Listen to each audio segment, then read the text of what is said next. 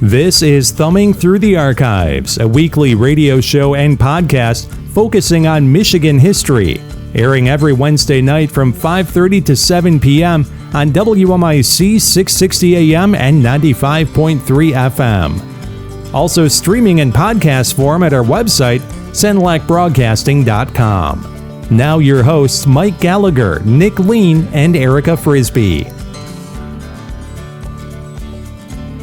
Right, and we are back once again with another episode of Thumbing Through the Archives, a podcast exploring the oddities, curiosities, and crimes in Michigan's history. I'm Erica Frisbee. I'm the news director here at Sanilac Broadcasting Company, and with me today, per usual, I'm Mike Gallagher from the Sanilac County News. And I'm Nick Lean. I'm the assistant manager here at Sanilac Broadcasting. And if the boys seem a little bit far away, it's because we are trying so desperately to make sure our sound quality is good. Mm-hmm. And unfortunately, one of our recent problems has been if you bump the table too hard, it will pick up on the mics. Can I do it? Yes. That will be the only bump that is kept in this podcast episode. I had to set my water bottle on the floor this week. By my request. Mm-hmm.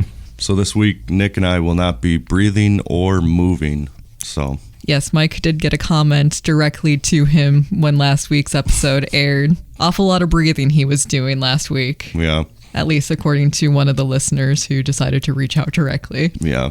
Again, continue leaving comments. Feel free to reach out to us as long as they're nice comments.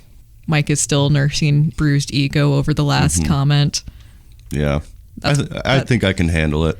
I mean, that's why you're not breathing still, though. Right. Maybe I shouldn't have been breathing. He's still not breathing? Like, even off the air, he's not breathing? It's concerning. Oh, man. You should see someone. Yeah.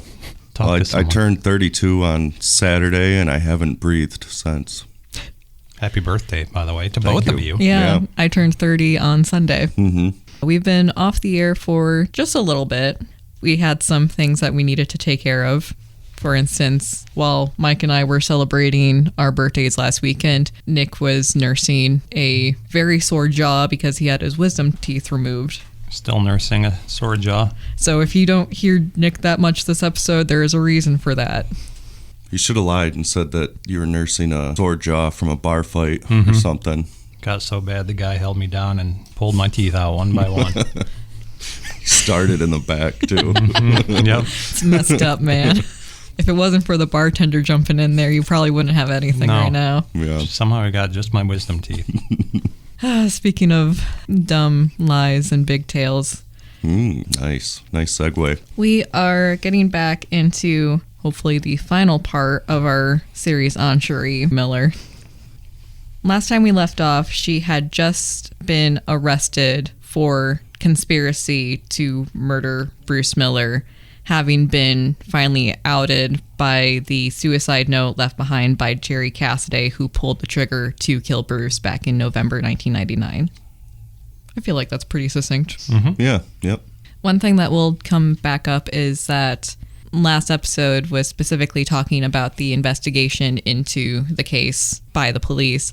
One of the tracks that the investigation followed was that of suspect John Joel Hutchinson. Right. He will be coming back up. You will see how. But if anything, it's just please leave the poor man alone. Right. That applies so much to this case, to so many people. Leave Bruce alone. Leave Jerry alone. Leave John alone. Sharee was arraigned in a Genesee County District Court on 2 murder charges 3 days after she had returned from her very last trip to Reno, having vacationed there with new boyfriend Jeff Foster in February of 2000. I forgot about Jeff Foster, yeah. Yeah, I the Schwann's man. Yeah, the Schwann's man. We reran last night, part 3, and I re-listened to it as I was doing some work late here, and yeah, that poor guy. Yeah. He was definitely, he was whipped, for sure.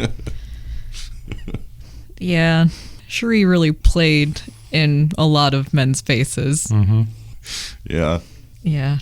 He was also introduced to her at a bad point in her life. You know? Yeah, he was definitely in the wrong place at the wrong time. Right.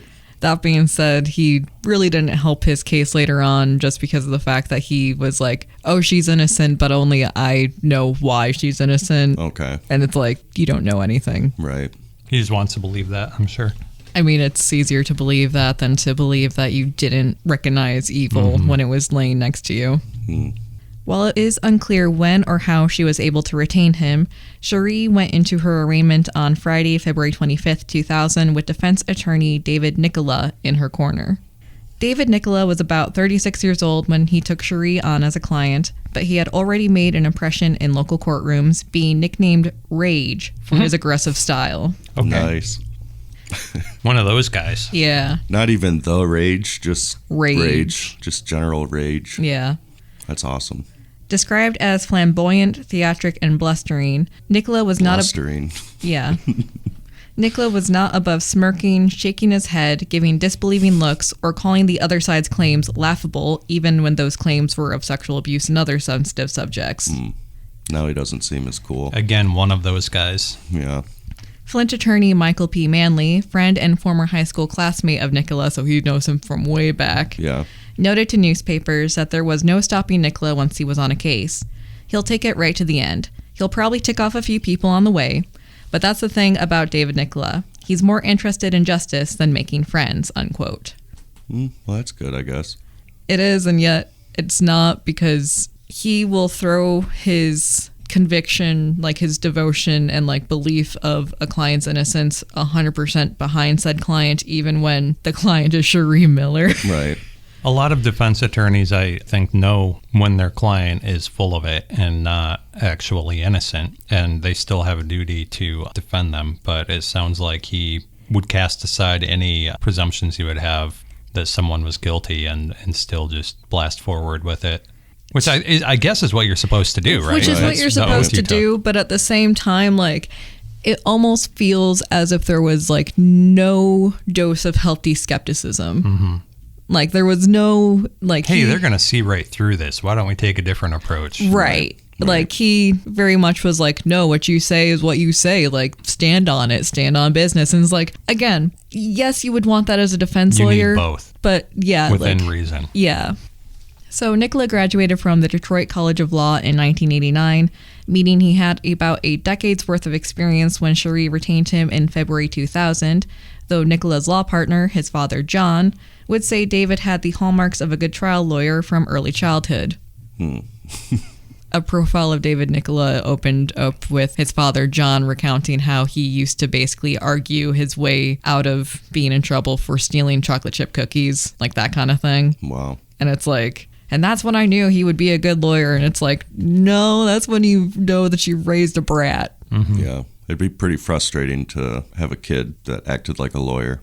Yes. And not in a funny way, just in a like, Right. Yeah, trying to manipulate you into or gaslight you. yeah. But since Father John was also a lawyer, he was just thrilled. So Right. Yeah. takes all kinds. Yeah. Nicola, as with all of his cases, would make no apologies for his approach, which observers noted sometimes pushed the envelope of acceptable courtroom behavior. Nicola insisted his style wasn't out of disrespect. If anything, it was out of recognition that jurors would pay attention to the things that reminded them most of television legal dramas. It was out of a recognition that trials were long and dull and boring. And ultimately, Americans had come to know the courtroom through the entertainment lens, and sometimes you had to perform accordingly. You saying you watched this whole case on court TV now makes sense. He's probably a big reason as to why they picked it up. That and also just the kind of over-the-top nature of the case itself. Sensationalist, like tabloid. They came for the premise of the case and stayed for David Nicola. Mm-hmm. Do you remember Nancy Grace? Yes. This seems like something she would have had a field day with if it would have been in her heyday. 100%. Yeah, if anything, Nicola reminds me more of Feiger. On the opposite side of the coin was 40-year-old Assistant Prosecutor Marcy Mabry of the Genesee County Prosecution. If Nicola was overdramatic, Mabry leaned more towards the understated, but that didn't make her a bad lawyer. On the contrary, if Sharee lacked integrity, Mabry had seemingly scooped up that missing portion, with plain-spoken Midwestern decency radiating from Mabry, according to the authors of Fatal Error. Despite many characterizing her as very moral, ethical, and honest, with a remarkable ability to connect with jurors, Mabry had not intended to be involved in law. She had actually graduated from college in 1982 with a degree in food systems economics and worked at a nursing home.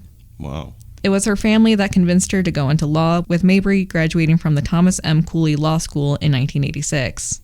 Prior to working for the Genesee County Prosecutor's Office, she clerked for Genesee County Circuit Court Judge Val Washington. While Mabry would be assisted by a state assistant attorney general, Peter L. Plumer, as well as the forensic experts and investigators like Ivan Petrovka, who by now had moved on to join the state's high-tech crime unit as an investigator, it did not change the fact that the evidence she was presenting was just as much on trial as Sharee Miller was. Out of the gate, Nicola attempted to have the suicide note and instant message evidence suppressed, with the only evidence ultimately held back in any way being the graphic portions of the For Jerry's Eyes Only tape. For their part, prosecutors had a security manager for AOL's network security division testify about the multiple usernames Sharee had used, as well as confirm that both involved parties were seemingly on AOL during the time of the alleged conversation. It was already a complicated case, with Nicola launching the offensive immediately, claiming that Sharee had no involvement in the crime and had been instead questioned for 72 hours against her will. Though he did admit Sharee and Cassidy had met via the internet, Nicola insisted Cassidy was just a lunatic stalker who had threatened to make Sharee's life miserable and used Bruce's murder to do just that. While Nicola claimed Cassidy only knew about the murder, he also claimed that Cassidy manufactured the emails and instant messages and was just generally untrustworthy. It's really interesting to me. A lawyer nowadays would never try that, like knowing what we know now, how it's impossible to fabricate that kind of stuff. Like you bring in Apple or in this case AOL and they can very easily be like, no, look, here's the digital evidence. Yeah. Knowing what we know, a lot of his tactics are just awful. Mm-hmm. I guess I don't remember, but was she questioned for 72 hours? No, she was questioned for 3. Okay. Because when you said that, I was like, I don't remember that. No, she was. Didn't they like let her go or something? They and then they essentially said like you can go at any time, and then when she stayed without an attorney. Yes, like don't get me wrong, could something untoward have happened? Of course, there's always that slim possibility. However, 72 hours, right? No. Cops have to sleep too, you know. Yeah. Another claim the defense lawyer made on Sharee's behalf was that both her and Bruce had used the internet for sex chats and that Bruce had even met Jerry before. There is no indication, any way, shape, or form that is true. Be it online or in person. The first time that Bruce Miller knew about Jerry Cassidy's existence, to our knowledge, and to investigator and prosecution's knowledge, is the day that he was shot by Jerry Cassidy. Right. Like, he may have suspected Sharee was having an affair, but not with who. So is this lawyer just hoping that people will believe him and that he doesn't have to prove any of these? He and Sharee seem like kindred spirits, don't they? Okay, yeah. Just throw whatever at the wall and see what sticks. Right. Obviously, all of these claims infuriated the families of both Bruce and Jerry. Right. With that annoyance somewhat palpable when Chuck Miller and Jerry's family testified during the April 26, 2000 preliminary exam. It was almost 2 months since Sharee had been taken into custody, and she had not been doing very well. In early March, she reportedly wet the bed after a stress-induced seizure, as diagnosed by doctors who later examined her. In addition to beginning appointments with the jail psychiatrist and psychologist, Sharee was also prescribed a new medication to stop her from indulging in her new habit, digging her fingers into her skin. Oh. However, it would appear that Sharee was not taking that medication, with it reported that she was instead hoarding it in case things did not go her way. Like to kill herself? Yes. I don't know what the pills that she was given would have actually done what she wanted to in that regard, but she did at least start hoarding medication with the aim to use it for suicide. Wow. It's fair for her to assume that it's something that would kill her if they're giving her like a muscle relaxer or antipsychotic or something. Right. While Sharee would later blame her lawyers for her not accepting the offered plea deal, saying that she wasn't able to tell anyone the truth, especially Nicola, as they were chasing publicity, a jailhouse snitch credited another inmate, who was also in jail for murder, with giving Sharee the idea to refuse the plea, using the logic that since Sharee had not confessed, it was still on the prosecution to prove her guilt. At the time, though, Sharee rejected the plea with the reason that she was innocent. By the time her case was ordered to be bound over in May of 2000, Sharee was serving as a jail trustee, which allowed her more movement. However, she was a subject of frequent warnings between jail staff members, as Sharee would try to be too friendly with the jail staff.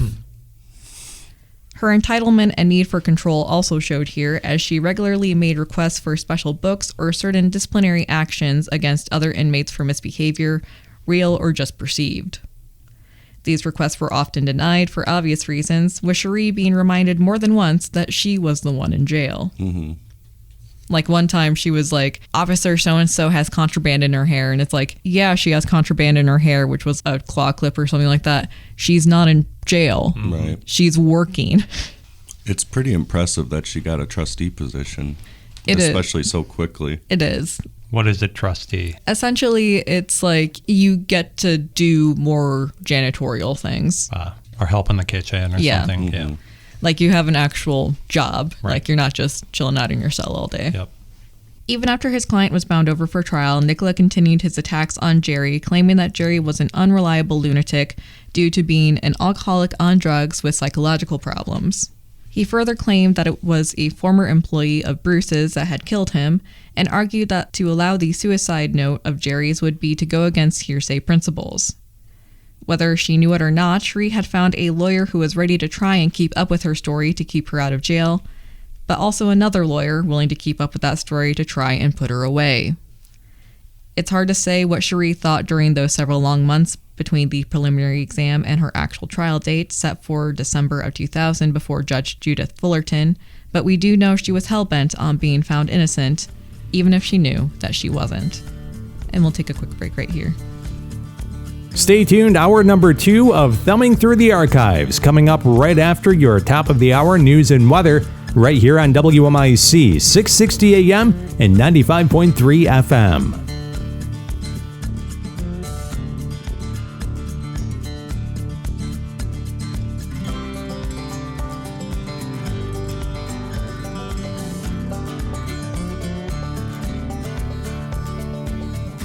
Getting back into everything, how are you guys feeling as we're heading into the trial officially? I feel like it's going to be very annoying. I mean, yes. I feel like we're not going to like this lawyer very much. But I also feel like the way you described the prosecutor, they are going to relate a lot better with a jury. Like, I think the defense lawyer is going to rub people the wrong way. Mm-hmm. And I think it might come back to bite them. Mm-hmm. But I guess we'll see. That's what I was going to say. Even back then, people could see through that kind of Jeffrey Feiger style. Mm-hmm. Jeffrey Feiger catching strays today. Sorry, Jeff. Big fan. Yeah. Unfortunately, Mr. Feiger, you are the blueprint for a lot of Michigan lawyers of a certain generation. So that may be a good or a bad thing. That's up to you, Mr. Feiger. What was Prosecutor Mayberry's first name? Marcy. Marcy. Okay. That is a good name, Marcy Mayberry. Right? There was a couple of good names. Was there Michael Manley? Yes. And then there was another one, Peter Plummer. Peter Plummer. That's a good one too. Or Plumer, depending Plumer, on. yeah. Peter Plumer sounds better. A couple of good names so far. They did end up making like a television movie about the case. Ooh, really? Yeah. I bet it's real trashy and low budget.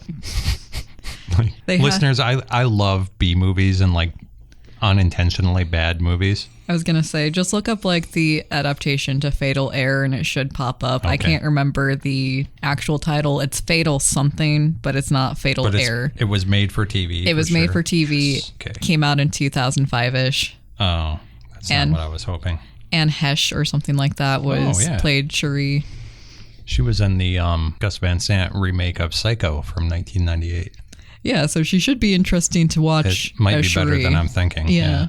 I was thinking like a Lifetime movie of the week, like from 2001, from that time period. Not quite, but it is based directly from the Fatal Error book, which is where I got most of my information. But also, like, they took the subject matter seriously, but it was still technically marketed kind of like the trashy true crime books of that genre and stuff like that. Marketed for like stay-at-home moms. Yeah, so frankly, like, I wouldn't be surprised if the movie technically was a Lifetime special. Yeah. Just the case had to finish up just a little bit before they actually started filming. Yeah, for some reason I'm still thinking we're in like the late 90s, but by this point we're in literally 2000, right? Yeah. Yeah, we are in the year 2000. It was, for the record, it was straight up called Fatal Desire. And it also stars Eric Roberts, who I am a big fan of. Perfect. He's in a lot of bad movies. He also does a PSA for us that runs a lot. Perfect. Anyway, enough of that. Report back to us on how the movie is. Okay, will do. I'm honestly curious, but not curious enough to like seek it out. I was going to say, after reading everything about the real life Sharee, it would probably be disappointing. And/or I'm just so done with Sharee that I would just be screaming at the TV the entire time, and it just wouldn't be an enjoyable viewing experience for anybody. So despite being delayed by a historic blizzard, the trial for Sharee Paulette Miller for the murder of her husband, Bruce, opened with trial selection Tuesday, December 12th, 2000. With a pool of at least 45 people to choose from, jury selection the first morning saw Nicola use up all but one of his 12 peremptory challenges. Of course. I guess we probably could have seen that coming. While Mabry only used 2. To remind listeners, we technically talked about this in prior episodes, but a peremptory challenge is the thing that lawyers can use to strike somebody from the jury pool if they have a legitimate reason, but it's not anything. It's not that they're friends of the person, of a witness or someone on trial. It's less than that, right? Right. It's more so like, in this case, Nicola was using it to strike jurors who were either women or overly religious because he felt that they would be casting moral judgment more easily on Sharee than men or non-religious people. If you're not disqualified for the traditional reasons, you can still be disqualified because the attorneys just don't like you / don't think you're going to help their case. Right. And in the first morning alone, he used 11 of his 12. And unlike in the John Norman Collins case where the judge just kept giving them peremptory challenges, it was a 12 and done, especially since Mabry had only used 2 of her own. Did David know this? That it was 12 and done? Or did he just think he could keep doing it? I'm pretty sure that David knew this in part because like they set up the parameters before they got jury selection underway of like, you have 12 peremptory challenges. Like if we get to the point where like we haven't seated a jury but all the peremptory challenges are used up, then we'll revisit. But obviously, if you run out of peremptory challenges before the other person does, that doesn't mean you get more. Right. He really kind of screwed himself in that way. So due to his limited challenges, he was unable to object to the seating of TV anchor Michael J. Thorpe of WJRT's morning show. While lead prosecutor Arthur Bush was at first disgruntled with the TV anchor seating, because like, just generally speaking, journalists aren't preferred jurors. Right. Be it because attorneys are afraid that we're going to leak stuff or because we know everybody and everything. Yeah, you're already following the case if it is a high-profile case. But Thorpe, because he worked the morning show, didn't really have any knowledge of the Sharee Miller case because that was all like the evening stuff. And the only person that he was familiar with in the actual courtroom was Judge Judith Fullerton. And so on those technicalities, he was let through. Defense was not happy about this, but defense couldn't do anything because, again, you used up most, if not all, of your peremptory challenges by this point. You said he was a TV reporter? Anchor. Yeah. Anchor. Where is this trial being held? I'm just trying to Flint. think. Okay. This is for the ABC station. Channel 12. Yes. Yeah, he is working for Channel 12 as the morning news anchor. But again, because morning shows usually are a little bit lighter, a little bit... We should ask John McMurray. He would have been working because McMurray was the morning news meteorologist at Channel 12 during this time. That's wild. Yeah. We might have some stories. That would be cool to ask him. But yeah, Thorpe was let through on those technicalities. The prosecution wasn't thrilled about it at first either because, again, journalists... Either way. Yeah, either way. But... Arthur Bush, the head prosecutor, Marcy Mabry's boss, was talked into it by Mabry pointing out the fact that with his experience, he would be able to guide people during the deliberations just because he has the built-in knowledge of the court system and everything like that. The prosecution very much saw Thorpe as like a way to get the jury to come to their own conclusions more efficiently. I think Nicola was definitely worried both about just them coming to their own conclusions, but also possibly any swayage. For his part, Thorpe was surprised that he was allowed to stay on, given that his profession usually disqualified him, but as he had not covered the case whatsoever for work and only knew Judge Judith Fullerton, who was presiding over the matter, he was allowed to remain, and he was later voted to become the jury foreman. Wow. It was just one of many blows Nicola was dealt with before trial had even begun, with a court ruling that prosecutors would be allowed to use the emails and chat messages, and only the sexually explicit portions of the video would be removed from jurors' viewing, as Nicola did not want them to pass a moral judgment before a legal one. Like, that is the only thing that he was able to keep out of court. Which all seems fair to me. Right. Attorney that I am. Yes. But still, like, he was trying to keep the instant messages out of court by, like, citing Sharee's privacy. And it's worth a shot because that had never really been established at this point. Which is true, but you'll see why that's hypocritical of him to bring up later on. Okay. You also can't keep, like, letters out of court or phone records or anything like that. Yeah. So, yeah. But I guess it's worth a shot. I was going to say, considering the fact that this was one of the first times that the internet was on trial, so to speak, it was definitely worth a shot. When the jury and its alternates were impaneled were 10 men and 5 women, with Nicholas saying that he tried to avoid female jurors as he feared that they would be more judgmental of Sharee. Oh, one of those guys. Yeah. Opening statements began with conflicting narratives. Whereas Mabry portrayed Jerry as a man manipulated into having his morals shattered, Nicola instead insisted Jerry was actually the manipulator and was only interested in Sharee's money. Despite not wanting Sharee's computer messages introduced, Nicola happily shared many bits of Jerry's computer history, which showed multiple chats between Jerry, other women, and sometimes even other men regarding sex and fantasies. The defense attempted to explain the suicide notes and supposedly fabricated messages as Jerry attempting to get revenge for being broken up with. Nicola would also insist that, despite the prosecution's characterization of the messages as plotting mistruths, Sharee was just addicted to the internet and was involved in elaborate but harmless fantasies and roleplay. I was going to say, I saw how your mouth like just tensed up. Right. Yeah. It is pretty hypocritical. Yeah. Yeah. No, don't introduce my client's messages, but let me introduce like... Right. And also the judging, the character judgments, but you're assassinating the dead guy's character. Right, exactly. For doing the same thing that she was doing. And he would be like, well, I can't question Jerry, so like his stuff should be thrown out. And it's like, well, if you can't question Jerry, you should also stop speaking ill of the dead. Right. Yeah. Like, if not for Jerry's sake, then for his parents' sake, who are in the courtroom. That's what I was going to ask, if they're like attending the trial or at least following it. Attending and being witnesses in the trial. The Cassidays, I give them a lot of props. They were given a terrible, terrible end of the stick. It was a pretty poor situation. Yeah. All around. Yeah. And they were still strong and moral enough to be like, we're going to do the right thing. If not to do right by our son, then just to do right. That's right, because they had to essentially make the decision on if they wanted to pursue this. Yeah. Yeah, the lawyer was like, there is enough here to prosecute, but there's also not enough here that if you wanted to, you could just bury it. Right. But they decided not to. And so for them to go through that and then have to sit and listen to David Nicola just tear their loved one apart, right? They are so much stronger than I am, and I hope they are finding peace. Because, they definitely did not have any peace during this time. Nicola's opening statement, which went on for about 40 minutes longer than Mabry's 10-minute opening. I think that would right off the bat annoy some jurors. Oh, yeah.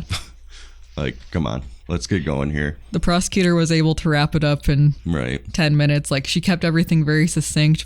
Part of the reason why we're not playing the opening statements is because honestly, a lot of the details that we've already discussed are in there. Like, it's just, we would just be repeating information. Right. The only thing new would be the fact that there are new voices presenting it. That being said, I do highly recommend looking up the court TV footage, if for nothing more than just to see Nicola with a ridiculously big sheet of notepad paper as he's writing on it, trying to explain his theories and how everything connects. Like the Always Sunny in Philadelphia meme. Yeah.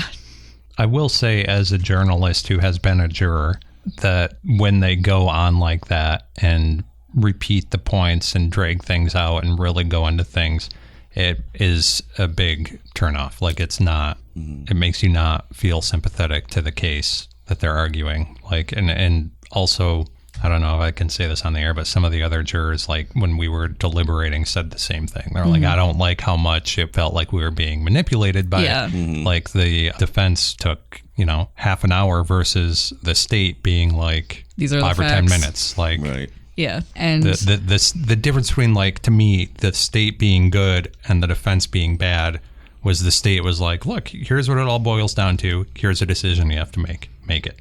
yeah. Like, And then the defense is like trying to bend over backwards to find over explaining. Yes. I feel like your experience is definitely true in this experience as well. I believe that Thorpe, when he was interviewed later on, essentially echoed that the jury felt the same kind of thing. Very talked down to at some points as well. Right. Doesn't surprise me. Kind of guy who says a woman can't be president because you're too emotional. Yeah. So Nicola's opening statement went on for 40 minutes longer than Mabry's 10-minute statement. During that time, he introduced his theory that John Joel Hutchinson had indeed committed the murder, citing Harold Hutchinson's statement and the stepson's testimony that allegedly disproved John's alibi. This is, again, despite the police investigators doing their darndest to put John Joel Hutchinson in jail for the crime at and first. not being able to come up with anything. Exactly. Like, they were trying, but according to Nicola, it's like, oh, they tried, but then, like, once they didn't get anywhere, they decided to pin it on my client. And it's like, the only reason why they were able to pin it on your client is because your client did it, but go off, King. So testimony began around 4:20 p.m. on Wednesday, December 13th, 2000, with Chuck Miller, Bruce's brother, testifying that Bruce preferred cars to computers and was thus inexperienced with using a PC, and that of the two, he had only ever seen Sharee use the computer. He also confirmed that they had never had a brother named Jeff, or a brother at all, let alone one that had been in an accident, a coma, and then a casket. Yeah, it's a good thing that they cleared that up. Yeah. Yeah. To be fair, they have to do that for the jury. Right. If listeners feel like we're not talking a lot about certain aspects of the case, it's because we've discussed them at length prior. Right. While the events were transpiring in the narrative, so to speak. 911 audio from the night of Bruce's death played, with Chuck bowing his head on the stand as the confused and upset voice of his wife relayed to the dispatcher what they had found, his brother on the floor in a pool of his own blood. For her part, Sharee spent most of the trial listening passively, though occasionally stress slipped through in the form of her hands coming together to rest on her chest, a mannerism she had told Jerry in a previous email was a protective stance. I imagine her hands folded in this manner as the pathologist described the findings of the autopsy, with some jurors squirming as the professional spoke of how the shot struck Bruce between his chin and his sternum. Testimony the first day also included information from Missouri police officers who had responded to Jerry's death scene some 10 months earlier, and ended with Jerry's brother Roger testifying about how the family met Sharee and the lies she had not only told Jerry, but the whole family as well. The first day of testimony also ended with Inside Edition's cameras being banned from the courtroom, as it appeared that they had intentionally filmed jurors as they were leaving despite explicit instructions not to. So yes, this was a very hot commodity case. Even on the national level, Court TV was there, and I'm pretty sure Court TV was the only one who ended up having cameras, like video cameras in the courtroom, because Inside Edition messed it up for themselves. That being said, despite the fact that they got kicked out of the courtroom, Inside Edition apparently struck a deal with Court TV and was able to air their special later on about the case. And it doesn't help that Judge Judith Fullerton was a very no-nonsense woman. She knew her stuff. There was a reason why she had risen and stayed in her place in the profession and area that she was in. She did her own research. She was no nonsense. She just did not tolerate fools. So as soon as like Inside Edition started pulling crap, it was like, no, you're gone. Yep. December 14th, 2000 saw the second day of testimony open with witnesses such as the doctor who performed the tubal ligation on Sharee in 1995 and Jerry's co-workers at Haraz, Carol Slaughter and Gloria Taylor. The latter two witnesses testified about the conflicting stories they received from Sharee about her life, marriage, and relationship with Jerry, with both later telling media interviewers that they almost didn't recognize Sharee in the courtroom, as the plainer appearance was nothing as she had previously portrayed. Gone was the Mary Kay cosmetics and contacts, with Gloria and Carol agreeing that it seemed obvious that Sharee was attempting to put on a wholesome act for the jury, presenting herself as almost frail, somewhat mousy, and hopefully boring, as the defense attempted to convince the jury that there was no way this housewife could have conspired against anyone, let alone her loving husband. Other major testimony came from an AOL senior manager who confirmed that Sharee and Jerry's accounts were both active during the time of the alleged planning. He was forced to admit that while the chat logs looked authentic, they could have been fabricated, although he did also note that such a fabrication could have only been done by someone with more computer knowledge than the average AOL user. While Nicola was able to get the executive to also admit that Jerry could have sent himself damning emails from Sharee or Bruce's accounts if he had the password to them, Nicola did not seem keen, nor able, to explain how Jerry would have been able to access the passwords to begin with. Right. Or the computers. Right. Yeah. How would he have access to any of that Right. stuff? Yeah. But still, Nicola was like, it can still be done though, right? So, according to the testimony of the defense, this guy is like a loser, an alcoholic, on drugs, and he has psychological issues. But he's also a computer mastermind who can hack AOL and send messages from other people's accounts and stuff. Yes. Yeah. Make it make sense. Right. Thursday was also when they read the suicide note in court, with Nicola pushing back on the reading as it was prejudicial against Sharee, especially with how much the Cassidays, the deceased Jerry included, were convinced that Sharee was responsible, and thus had a vendetta against her. He did partially blame investigators for that, claiming that they had been aggressive in their insistence that Sharee was actually guilty when they had first met with the family. Possibly a point, but at the same time, like, that doesn't excuse him from smirking while the suicide note was being read in court. So, points lost for Nicola. Right. Yeah, that's not cool. Yeah. I highly recommend watching the court TV, if for nothing more than his body language, because he infuriated me, and it seems that he infuriated Judge Fullerton as well. Like, there gets to a certain point in the trial where you're just like, oh, she is sick about hearing his objections. His objections, for the most part, were somewhat valid, but it was just, she was so annoyed by the sound of his voice at that point, it seemed like. Again, he was doing his job, objecting to just about everything that needed to be objected to, but He was doing it the wrong way. I'm thinking back to the quote that his friend gave about, like, he's not there to make friends, he's there to get justice. And it's like, well, you probably should have tried to make some friends. Right. Right. Or at least been friendlier. Mm-hmm. But nope. However, it was Friday, December 15th, when Nicola himself would later say he had a major damning blow dealt to his case, as two sheriff deputies read the damning chats in open court, monotone and also possibly disinterested, due to Nicola raising hell about the evidence being possibly prejudicial and insisting the tone be kept flat. After you hear the defense attorney basically kick and scream about these things being read at all, and then you get tapped to, like, have to do the reading, I would also be like, let's just get out of here. Yeah. I'm kind of surprised that the male sheriff's deputy didn't get scolded a little bit more, because, like, he definitely had more emotion in his reading than the female deputy did. The female deputy just very much did not want to be there at that point. Right. It's a direct challenge to David Nicola's idea that women have too much emotion. Yeah. Honestly, though. Yeah. But even Nicola, hell, especially Nicola, had to admit that the chat's contents were explosive and interesting enough that even without added emphasis or dramatic acting, everyone in the courtroom was leaning forward and holding their breath as they tried to catch the next word being read aloud. If the chat made them lean forward, the video for Jerry's Eyes Only had jurors leaning back and scratching their heads. Due in part to the pornographic portions being cut out but the audio remaining, the video confused jurors, who would later ask for clarification on what conclusion they were supposed to draw from the video. Did you see the video, like... So are they just putting a black bar over it, or does it cut to black? It cuts to blue. Okay, so they like unplug. They pulled the video feed but kept the audio feed. So the arms of the angel keeps playing. Did they literally, and presumably whatever other noises are being picked up in the video, but did they literally have someone there pulling, like, the video cord out the back? It seems that they had done it prior.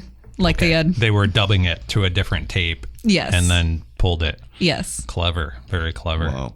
The days before editing software. Yeah. Yeah, it cut to blue, which was, having grown up with the tech that we have, we know exactly what happened. What they're doing, yeah. Also, that was right around the time where it was the yellow, red, white. Yes. Would that be the red or the yellow? The yellow was video, and then red was left, white was right for stereo sound. Okay. It was the yellow would have been the one they pulled. We're solving stuff. Mm-hmm. The important stuff. Yep. A little behind the scenes for the listeners. Yeah. The jury, though, considering the fact that they only saw a blue screen and heard Sarah McLachlan. Yeah. Are we supposed to be seeing something here, guys? Right, exactly. They could at least, like nowadays, they would put probably a chyron on there that says like removed for content or Right. or a timestamp or something. Right. So what was the point of showing that to the jury at all then? Good question. We'll get there. But the prosecution was showing it as one of the ways that Sharee had manipulated Jerry. Right. And whereas obviously Nicola was like, well, that's her private thing. Right. Invasion of privacy, all this other stuff. I kind of agree with Nicola on that one a little bit. Like, I don't understand. Like, It's a 50-50 for me, considering how many times they had referenced the video in their own emails. okay. The jury would have seen the mention and been like, well, what is that about? Yeah, and also like that may have been, one could make the argument that could have been the catalyst to get him to Really act sink in, or yeah. sink in Right. and do crazy stuff that she's suggesting. Like, that's when it's very clear that the sexual element of the manipulation has been added in. Right. But it also doesn't really seem right because you're making the jury. Listen to that god-awful song. Well, yeah. You're kind of making them come to their own conclusion about what is in the video. Right. I agree. It's kind of open to interpretation. It'd be better to show it. Well- Unfortunately, yeah. Well, the edited version was Nicola getting his compromise. The So the prosecution prosecution wanted did to wanna show it in okay. full. Okay. The prosecution wanted to show it in full. Nicola was like, no, invasion of privacy. So Right. the court was like, fine, we'll remove the... The sexy parts. Right. But since you remove... Then you're Then like, well, what's she doing here? Right, Right. exactly. It kind of defeats the purpose. Exactly. Yeah. So that was where the prosecution was basically able to come back at Nicola and be like, Right. this is why we didn't want to Right. edit the darn thing. Right. And Nicola freaked out later on because of the fact that, again, he just objected to everything, which good lawyer, That's a sure. strategy of some lawyers, is just to object to every little thing. But let me go back to the script. Nicola objected when Judge Fullerton described the content as pornographic during her explanation to the jury. And she didn't even explain scene by scene, beat by beat. She was just like, it contains pornographic material, which is why it was edited. And at first the jury was like, okay. Then they talked amongst themselves and were like, no, we need... Right. Because that could be open to interpretation too. Yeah. Nicola objected when the content was described as pornographic, but considering the fact that the video being shown was the only time during trial that Sharee seemed embarrassed, pornographic probably isn't all that inaccurate. Further clarification was made later on after the jurors again expressed confusion about the videotaped contents and expressed discomfort in accepting the judge's words on their own, with investigators brought in to testify beat for beat what happened. So they didn't see the video. But it was explained to them. So they brought in people who had seen the video that, as a further compromise, that described it in great detail. Yes. Why don't you just show it to them? At that point, you're making a bigger deal out of it. This could have been done. This was the point that Fullerton was getting mad at Nicola, if you can't tell. Right. Also, it's again, I'm no lawyer. I don't have any plans to be one. I've never looked much into legal stuff, but dude, you're hurting your case here, it seems like. Right. You're making it worse. Yeah, it's the Streisand effect. Mm-hmm. You're calling Very much attention. so. You're calling attention to something that you don't want attention on. Mm-hmm. Making it a focal point. Exactly. Honestly, if the video had been allowed to be played unedited in the courtroom, maybe edited for actual nudity rather than completely taken out, it probably would have just been oh yeah, they played us that weird videotape. Right. Onto the rest of the case to deliberate on. But no, because of that. It would have been literally they were in some freaky stuff. And Yeah. that would have been the end of it. Yeah. You can kind of see the bits and pieces where Nicola thinks he's doing a great job. And just not. So both the chats and the video were introduced during the testimony and cross-examination of former lead investigator Ivan Petrovka, who testified on how Sharee had come with a list of suspects prepared and that though Sharee's computer had produced no evidence, Jerry's had, with over 500 significant emails and other correspondence being recovered through forensic software and keyword searches. Poor one out for the intern who had to sit there with like a list of, I don't even want to know what the words on that list was. It probably was awful. Right. And just go through and punch all those in to find evidence. Whoever you were, good on ya. Yeah. I'm so sorry. Yeah. Like, I think some of the stuff that I have to read for these cases is bad. I really should consider the fact that I'm not even processing the, like, raw evidence. A mathematician was also brought in to show that with more than 20 similarities between the chat and the actual killing, as well as the exact mistakes and misspellings being repeated between the chat and the piece of paper at Sharee's home with attorney John O'Connor's information on it, there was only a 1 in 6.4 billion chance for that to have happened without collaboration or conspiracy. It's hard to argue against It's that. really hard to argue. Yeah.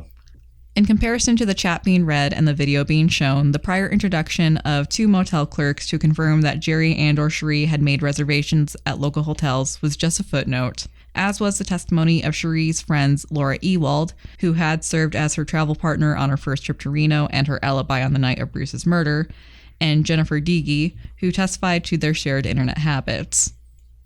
Nicola attempted to downplay Petrovka's evidence by bringing up earlier missteps and misunderstandings in the investigation, such as the belief that internet chats and emails could not be fabricated, and misunderstandings surrounding Sharee's finances. Nicola also attempted to bring up the differences between the chat and the actual crime, like the fact that Sharee actually did order dinner, even though she said in the chat that she wouldn't. Technicality. The one technicality he could really get them on, though. Yeah. I hope he felt good about that. I wouldn't have, just because, again, it's the one technicality that you can get them on. We read through the chat. They followed it pretty beat by beat. Like, the only thing that changed was Sharee actually ordering dinner. Right.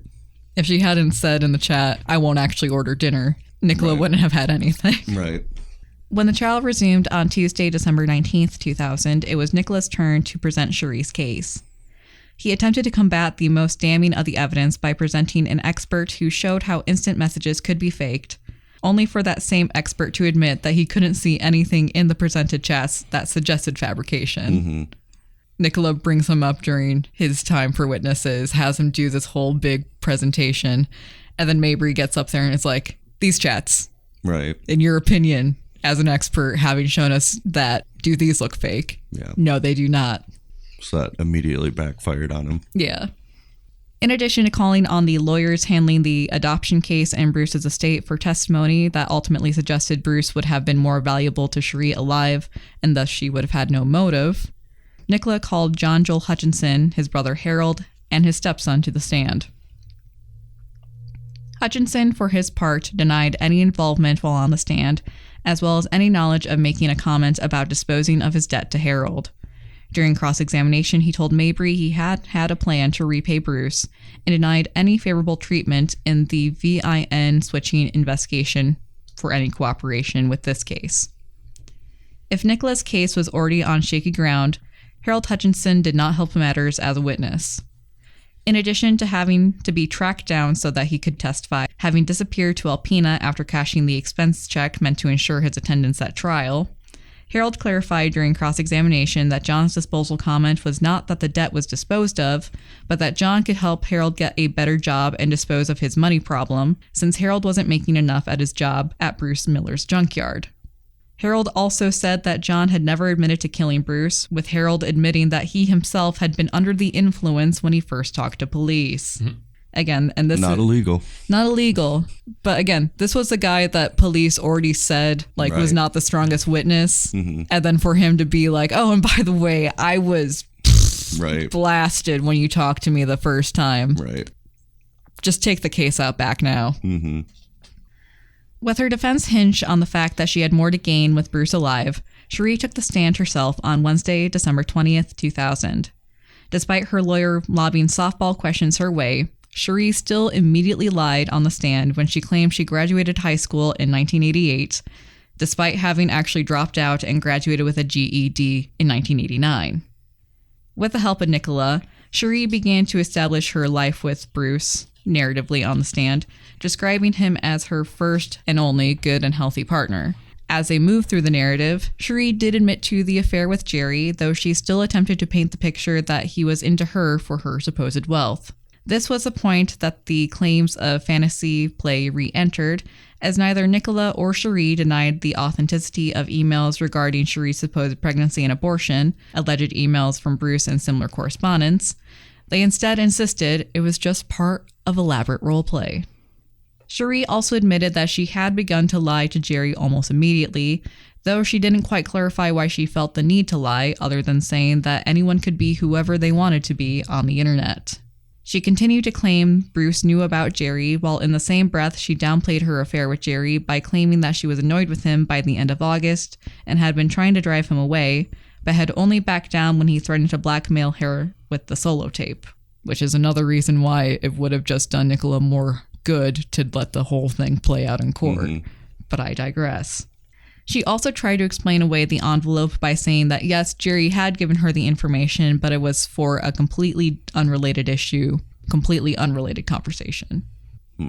When Mabry was able to cross-examine Sharee, she noted that Sharee had admitted to everything the prosecution had attributed to her, except the most damning correspondence, the chat logs from November 7th and 8th, 1999.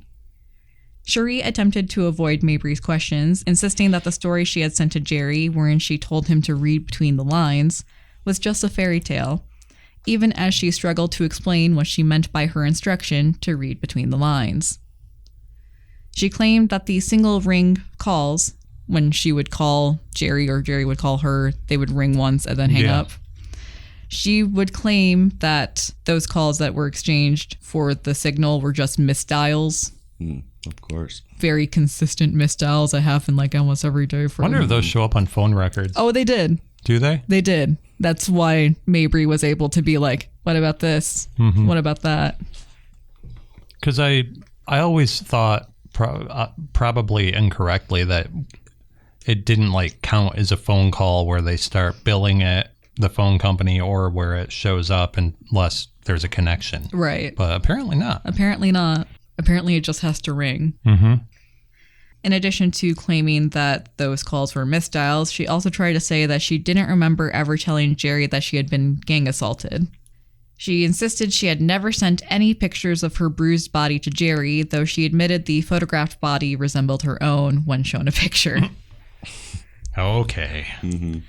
As previously noted, Sharee would later admit that prosecutor speculation that the bruises were made with makeup was true. Even as Sharee insisted Jerry didn't kill Bruce, Mabry proved she was a liar in other ways, such as proving via a photograph caption that Sharee had been intimate with Jerry about a month earlier than what she was telling jurors. So you know how she had that picture of her in her outfit from the first night that they met, and on the back she wrote like the first night we made love, July 17th, love Sharee. That picture came back up in trial. Literally, Mabry was like, so you say that you started having your physical relationship with Jerry in August and that you had met online in July. Can you read what's on the back for me there? Right. Wow. Mabry, she was on fire. She is Sharee Miller's foil. She is her opposite. But you would not expect her to be landing these slam dunks like she is. Right. Which goes to show both A, how good of a prosecutor she is / was, and then also B, just how many smoking guns this case had. Right.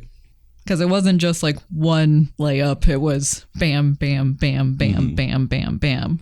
Like if we had more time, we would probably be listening to the cross-examination, if not in full. Yeah, I want to watch some of it on my own time just because. I highly recommend. It is, there are some portions obviously where it drags, as most trials sometimes do, but when it heats up, it heats up. Right.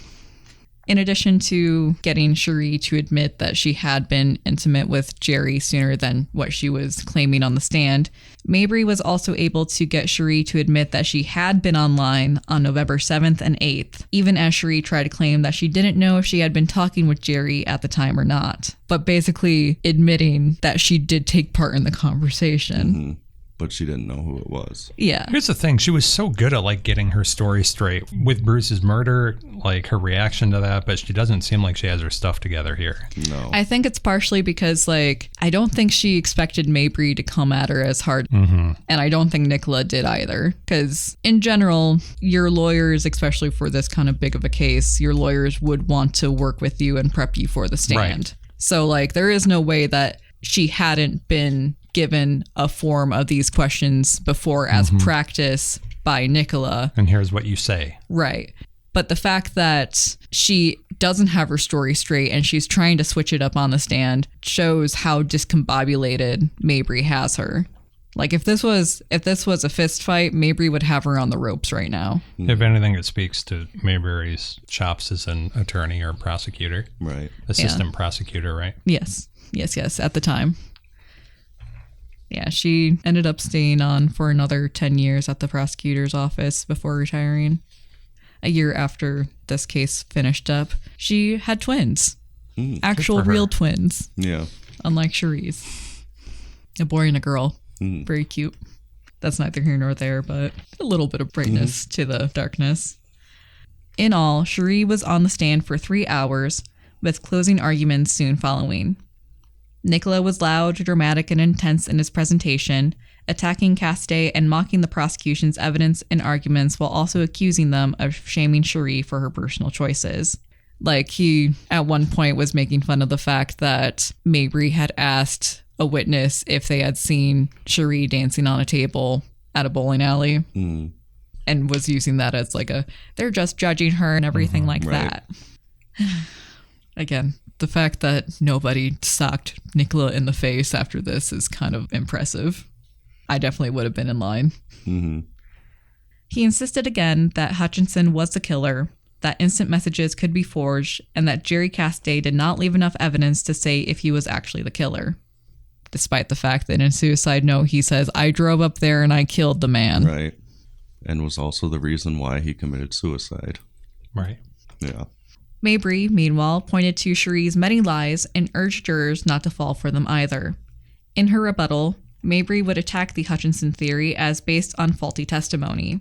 She would also point out that instant messages would be far too complex to fabricate at that time, and she also called out Nicola for not addressing the fact that Sharee's phone records and own testimony proved that she had been online during the time of the plotting. Jury deliberations officially began December 21st, 2000, with the initial polling of jurors, now made up of 8 men, 4 women, found that 7 of the 12 believed Sharee was guilty, although none said that they would necessarily acquit her. The jury did seriously consider the Hutchinson theory, with the first day spent on reviewing testimony concerning that portion of the trial.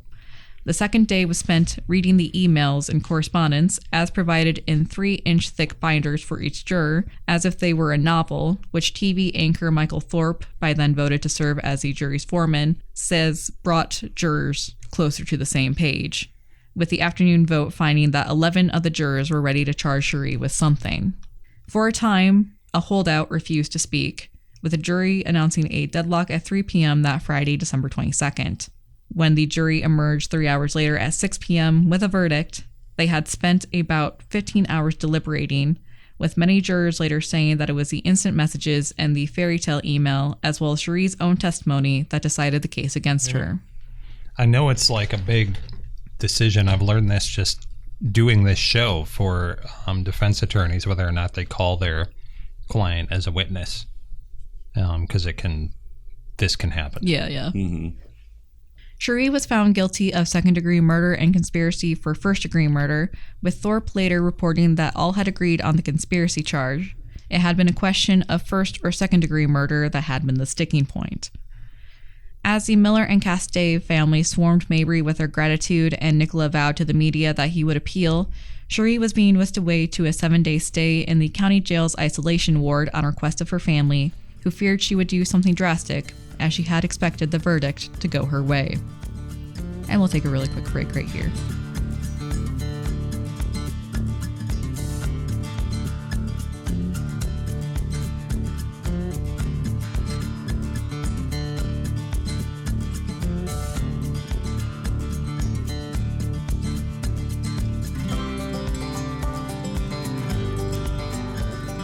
right, and we are back. So before we shoot into sentencing, how y'all feeling after the trial? I'm not surprised. Yeah. It's pretty much exactly how seems like it would go. Also, Sharee seems like the type of person who would want and or be like attracted to an attorney of David Nicola's type. So that makes sense too. Yeah. Yeah, it's funny because both Sharee and David Nicola end up firing each other as client and lawyer, and they don't. Of course. Yeah. Mm-hmm. Like, they're both strong personalities. Feel like they were too similar. Right. So when Judge Judith Fullerton sentenced Sharee on January 29th, 2001, it was about 2 weeks after Inside Edition aired their coverage of the case to a national audience, and about a week after Fullerton had denied Sharee a polygraph, with the prosecution saying the point was moot now that the jury had decided, while Nicola insisted they'd obtain a polygraph test one way or another, and that prosecutors... It's funny that he said this. And that prosecutors were just, quote, afraid of the truth. Mm-hmm. Yet it wasn't prosecutors who were afraid of the truth. It was Sharee, who now stood staring down the barrel of a life sentence in prison for conspiracy to commit murder and 54 to 81 years in prison for the second-degree murder charge.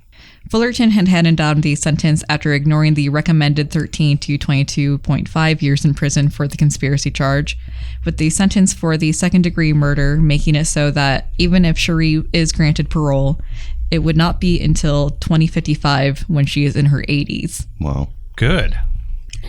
Do you happen to know offhand what the plea deal was that was offered to her? 15 years. Ouch. Wait. Wow. And she turned it down? She turned it down. Wow.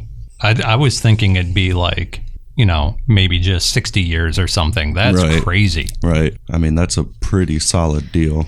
Yeah.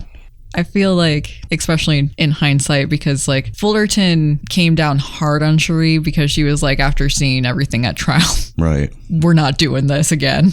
This was Right. after the jury convicted her of this? They offered her a plea deal? No. They offered the plea deal it went before. to trial. And like it became very obvious after sentencing / once the case ended up in Judge Judith Fullerton's docket that you should have taken the plea deal. Right. Again, Fullerton does not suffer fools. Mm-hmm. And considering how foolish Nicola and Sharee were being in court, I'm not surprised that Fullerton was like, and enough of you. We should Right. just start calling her Judge Judy. Honestly. That's honestly what I keep thinking of. You're right. when- In my head, that's what she looks like and sounds like. Same here. Yeah. I mean, she might as well, except she has like a bright white shock of hair. She is Yeah. very striking in the court TV because she knows her domain and she owns it. Right. Question I have, do you think that Sharee actually thinks maybe she is innocent, or like, well, he did this, you know, Right. in reference to Jerry and like that? We kind of have an answer to that. Okay. I've been wondering that if she, like, in her own head, she's like, yeah, I didn't do this. Yeah, it's a little bit more complicated than that, unfortunately, as everything is with Sharee. Despite the lengthy prison terms that were set for Sharee, Nicola was confident that they would be successful in obtaining a reversal of the conviction, or at least a retrial, as the case was long on sex and short on evidence. Nice. Those his words? Those his words. Awesome. A new trial was formally requested in June of 2001, with Nicola citing the request on grounds that Fullerton had unfairly prejudiced jurors by calling the videotape pornographic, and that the jurors were unfairly prejudiced via the tape playing at all. He also claimed he was unable to question jurors on prior knowledge of the case via press coverage, despite prosecutors showing that jury questionnaires indicated that very few in the jury pool had known anything about the case. Unsurprisingly, Fullerton denied this request, citing the fact that Nicola had been allowed to question and excuse jurors who may have been influenced. She also ruled that the video was not unfairly prejudicial and that both the defense and prosecution had referred to the sexual imagery during jury seating, necessitating the evidence display. It wasn't prejudicial, but it was confusing. Yes. Sharee agreed to be interviewed by the authors of Fatal Error in 2002, having denied media requests up until then. Though she told the authors that she was also writing a book that would, quote, be so much better than their book, as her book, quote, is going to help people, unquote. Sharee agreed to be interviewed as an attempt to share her real self with the public, so she claimed. I wonder if they paid her. I don't think they did, in part because, like, seeing that Jeff Foster attempted to get them to pay him for an interview, and they were like, we're not doing that Yeah. for anybody. And also, I'm not 100% sure if Michigan has any laws on it, but I'm pretty sure it's that probably illegal. Yeah, to at least pay them for their... If they're like convicted prisoners or whatever. Yeah. In addition to claiming that her sentence would not stick, Sharee said that though Jerry had wanted to punish her and had set her up, he still wanted her to have a successful appeal and had set parameters up for that as well, and that is how she knew that he was innocent. Honestly, at the beginning, it looks like she's just straight up deluding herself with like a very preposterous lie. Because it's like, oh yeah, Jerry did frame me, but he only framed me enough so that I'll spend a little bit of time in prison and learn my lesson. Mm-hmm. Jerry loved me enough to get me out though. And it's like, maybe at one time. Right. A long time ago. But not by the time that he put the briefcase under the bed for the last time, Sharee. Mm-hmm. Right. While she still insisted on her innocence, Sharee said that Jerry's suicide was a wake-up call to what a mess she had made, and that though she missed her children and other aspects of the outside world, being in prison was allowing her to heal from childhood and relationship trauma. Sharee noted at the time some disagreements she was having with Nicola, with it seeming to irk Sharee that Nicola had taken on the tactic of portraying her as a sex-positive woman, rather than a survivor of child sexual abuse. She was like, he made it seem that I was just free-minded and right. Whereas like I was doing it because I was traumatized. And so she was irked with him that was the direction he had taken. Right. I see both sides because it's a fair argument. Mm-hmm.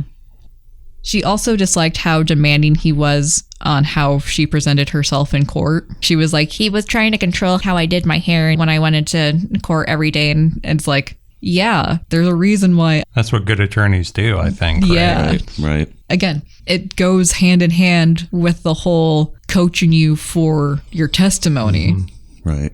She described him as a lawyer who liked to see his name in print and at the center of a high-profile case.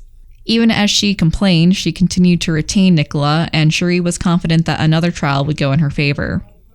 Essentially starting in 2003, there was a battle on how acceptable Jerry's suicide letter was as evidence, with a peak in the journey being reached in 2008, when Sharee's conviction was overturned on the basis the suicide letter should not have been admitted. Okay. Sharee was released from prison in 2009, being released into custody of her mother and her daughter. Though a 2010 decision did affirm the federal judge's vacating of the conviction, decisions in 2011 and later in 2012 laid the groundwork for Sharee being sent back to prison, with the court finding that the suicide note possessed sufficient guarantees of trustworthiness to satisfy the defendant's constitutional right of confrontation. It also found that the Michigan Court of Appeals' factual determination that the statements were spontaneous, voluntary, made to Cassidy's parents, and less likely to be fabricated because he was about to kill himself were reasonable findings.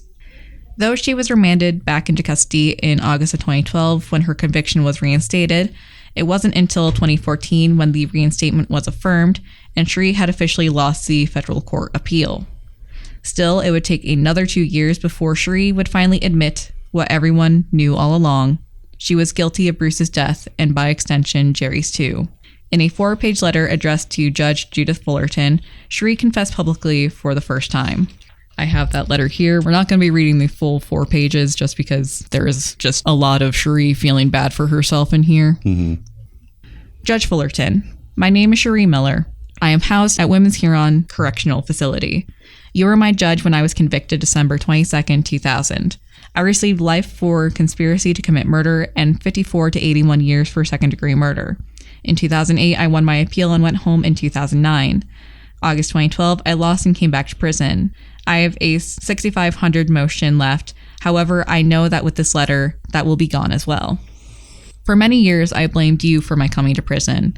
It was easier that way, or so I thought. I want to tell the truth now. I know that it will make little difference to you whether I tell the truth or not, but to my husband's family or Jerry Cassidy's family, it might mean something. Something happened inside of me when I had to come back to prison after living 3 years of freedom. You see, my daughter and granddaughter were living with me. Although I begged my daughter not to come with me when my roommate dropped me off at prison, she would not listen. She had to come with us. When I was walking through those sliding doors, looking back at my daughter, she was crying so hard. Her hands were stretched out with her little 7-week-old baby girl in them. I remember her scream, "No, Mom, no, don't leave." My roommate had to pick her up and carry her out the door while she still tried to get to me. After that moment, Judge Fullerton, the full impact of what I had done to Bruce, his friends and family, Jerry and his friends and family, hit me full force. They will never get to see them again. My daughter will be able to come see me. Bruce's children will never get to hug their dad again. I will still be able to feel my children's arms around me. Bruce's brother will never be able to sit down and have a conversation with him again, but my brothers can still come and see me. I manipulated a man into killing another man. I was living in denial for so long that I believed my lie. I didn't do it. Judge Fullerton, I did it. Almost the way the prosecutor said I did. When I went to the parole board and was asked, did I have time to stop it? I answered honestly. I had 16 and a half hours to stop it. And I didn't. I knew it was going to happen, and I allowed it. I allowed a man to kill another man based on my lies and manipulation. I tried to tell the parole board that it was because of my childhood. I was still trying to blame someone or something else for my actions. I was molested and abused by my stepfather for many years. That would explain the hypersexual behavior I had. It would explain why I was such a liar and a secret holder. But it does not explain how I set someone up to be killed. I knew right from wrong. No matter what happened to me as a child, I knew what I was doing was wrong. I was living two lives and I got caught up and did not want to get caught, so I planned a murder and went through with it. Instead of my family or Bruce's family finding out what I really was, I thought I could cover it up by having Bruce murdered. I cannot deny this anymore. Not even to try to win a 6,500 motion when you retire, like my paid attorney keeps telling me. Throughout these 16 years, I have asked 3 different attorneys to let me tell them the truth. They did not want to know it.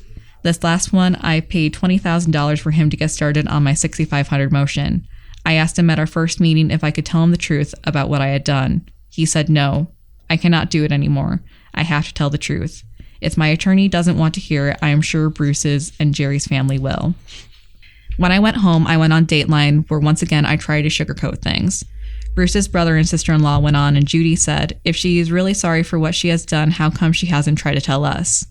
Well, I can't. That is against the rules. But you can. I don't know if this will give them closure of any kind. I don't know if you will, but somehow I would like to answer their questions honestly.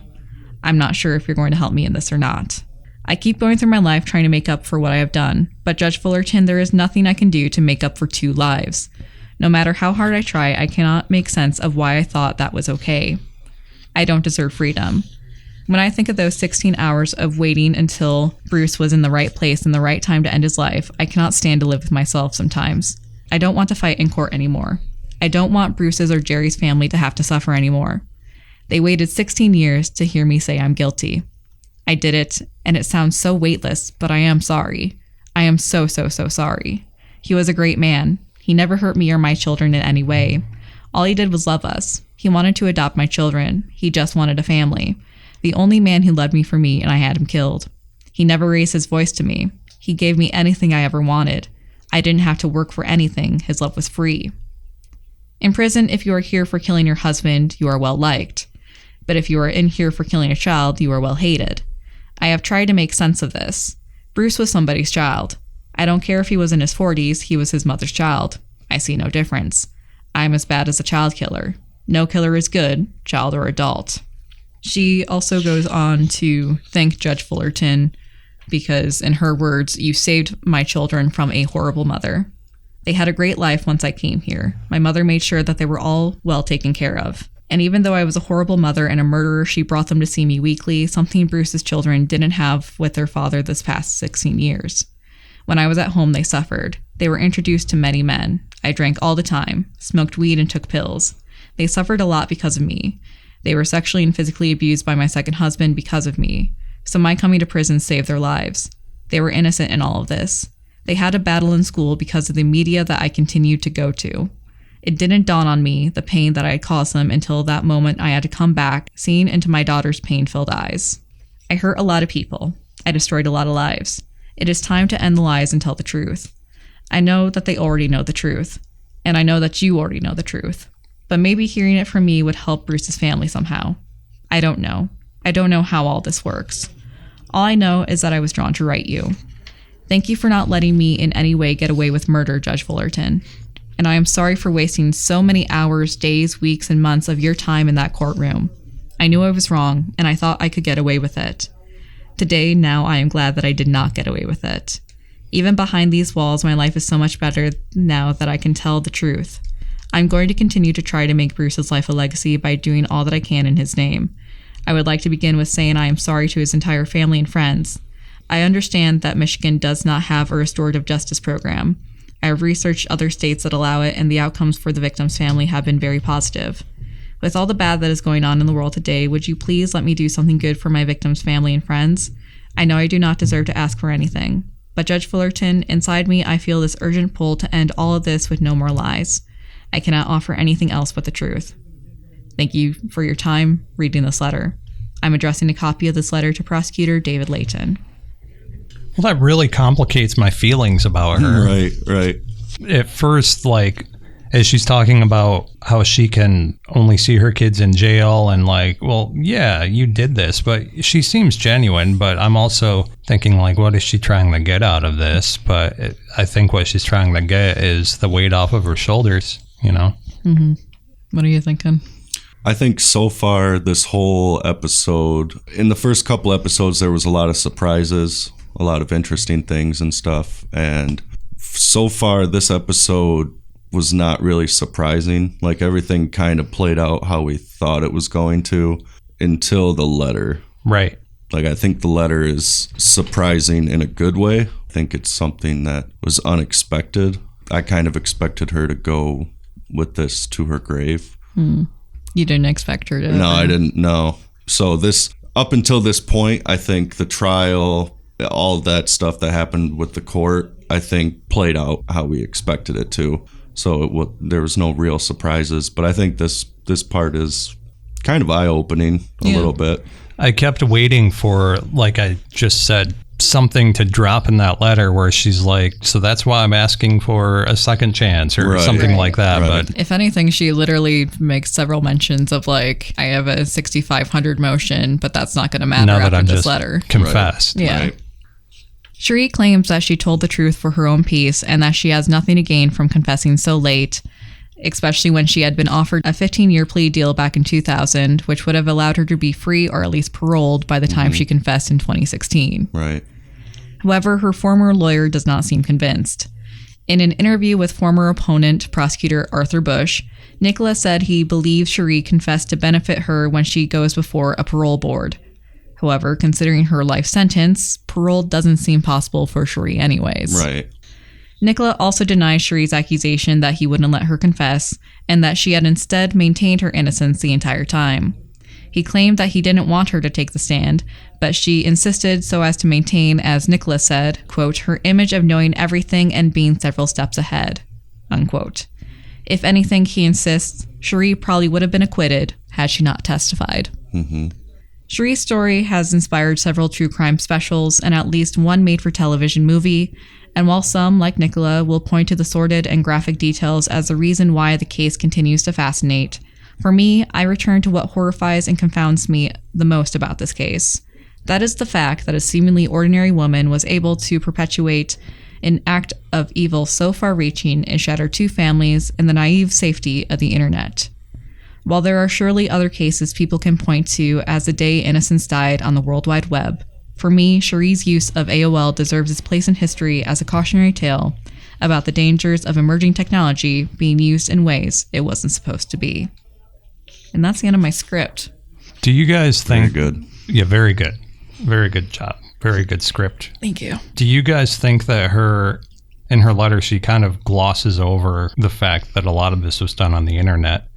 Do you think it's accurate to say that by doing it over the internet through like instant messenger, it makes it more like role play-y and less real seeming to her? I was going to say, I know that people talk about uses of communication mediums as like a form of distancing themselves from the crime. And you see now, like with online bullying and stuff, where it's much easier to do and it's less real because you're not seeing the immediate like aftermath effects in real life. Yeah, exactly. So I do think that she kind of, who knows for how long, but she kind of like shielded her psyche for a while with the fact of like, well, I didn't actually do it. I was just role playing. Right. It was all fake. He took it too seriously and everything like that.